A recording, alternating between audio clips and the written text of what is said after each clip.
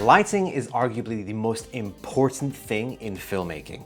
It can change how a scene feels, it can emphasize emotions from actors, and so many more things that there's too much to list. There are a multitude of ways that we can set up our lights to create different emotions and looks. In this video, I'm gonna go over my top 3 that are not only affordable and simple to do, but are guaranteed to create a cinematic image. These lighting techniques will create a lot of contrast, and contrast, in my opinion, creates a more cinematic and dramatic looking shot, so these will be really great to use in your videos. My first lighting technique will be top-down lighting. Top-down lighting utilizes a light source positioned high above your subject. It creates harsh shadows on the subject's face and surroundings. It's often used to make a subject look more intimidating and a scene look more intense. Films like Batman: The Dark Knight and probably almost every film ever have used top-down lighting to create these sort of interesting looking shots. But how do we set it up for ourselves? To create this kind of lighting, we're only going to need 2 pieces of gear. One is going to be your light stand of choice, and 2 is going to be your light. Now, personally, for your light stand, I would recommend a C stand. They are on the slightly more expensive side of light stands, but they are made of a full metal construction, and once you buy one, they tend to last a minimum of a decade. I mean, for instance, the one I have, which I'm using right now, and there's actually another one behind me, this one, anyway, has lasted me 5 years and is showing 0 sign of wear and tear.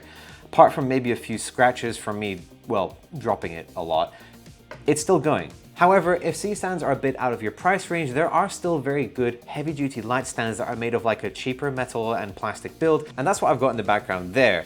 It may have a little bit of wear and tear, but it's still going strong and still a very usable light stand that I do actually still use from time to time. The key thing here is that you get a light stand that has a boom arm. That means that it can be at an angle like this stand in the background here does. Which light you choose to use is ultimately up to you. Currently, I'm using these Zhiyun Cinepure CX100 lights for my key light, as well as my backlight, but I do also have some Quasar Science tube lights, one helping the key light to expose to the background, and another in the background over there, and one to my right. Whichever light you choose to use ultimately is up to you and your budget. I have a few I can recommend, and there will be links in the description below for lights that I use that you can check out for yourself. Once we have our light and our stand, simply place them together, and the key here is we want to have our stand be as out of shot as possible. Now, if you want to do a wider shot, this can be a little bit trickier to do with a stand. You may have to resort to something like a scissor mount, which depends on the ceiling that you have, and if you're in a normal apartment with like normal, just flat ceiling, maybe tape. It kind of depends a little bit on what light you have and what resources you have and your environment, but for the kinds of shots that we're making here, which are closer up, more portrait style shots, a C-stand and a light will do just fine. We're going to attach our light to the C-stand, extend the boom arm out and point the light straight down. Then we're going to raise our stand all the way up, place our subject underneath it, myself, and boom. Top-down lighting. It's as simple as that. Lighting technique number 2, side-on lighting. This kind of lighting is quite similar to top-down lighting in that it creates a very contrasty look, except as you could probably tell from the name, rather than the shadows being downwards and all that, it's actually more onto the side of your person's face, hence side-on lighting. For this type of lighting, we're simply going to place the light source to the side of our subject, typically at 90 degrees. You don't have to use it specifically exactly at 90 degrees.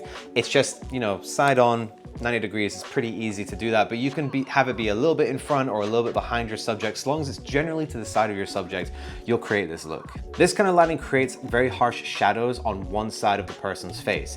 Actually, depending on how you've arranged your light, you can create what's known as Rembrandt lighting. And Rembrandt lighting, to give a very small brief rundown of what it is, like coined by this painter and he used it in his paintings and whatever, but basically it creates this nice little triangle of light underneath the subject's eye that's on the dark side of the face, not the more lit up side. And it just looks nice and cinematic and kind of gives a little pop of detail to what would otherwise be in complete darkness of the person's face. To create this type of lighting, we'll take our light and C-stand and place them to the side of our subject around 90 degrees. And boom, just like that, you've got side-on lighting. Lighting technique number 3. This one is my favorite, not only because it's so simple and straightforward to do, but in my opinion, I think it just creates the best kind of look. Backlighting creates a beautiful silhouette of your subject, separating your subject from the background with a beautiful glow of light that outlines them. One of the reasons this is my favorite lighting technique is because of how simple it is to set up.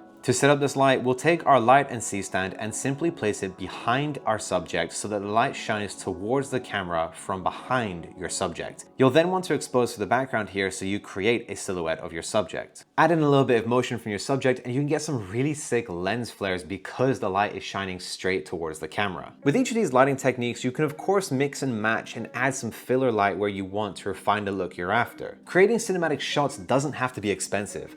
By learning some simple but effective lighting techniques, you can elevate your filmmaking to create some banger videos. All of the equipment I've used is listed below in the description, right below that like button. And my favorite thing about everything I've used in this video is that they're all really affordable. I mean, I guess besides that C-stand, it's like, I think it's like 200 bucks, but it's worth it. But everything else is reasonably priced. And I think it's great for beginners who are looking to get a bit more serious about filmmaking. Investing in lighting is the best thing you can do.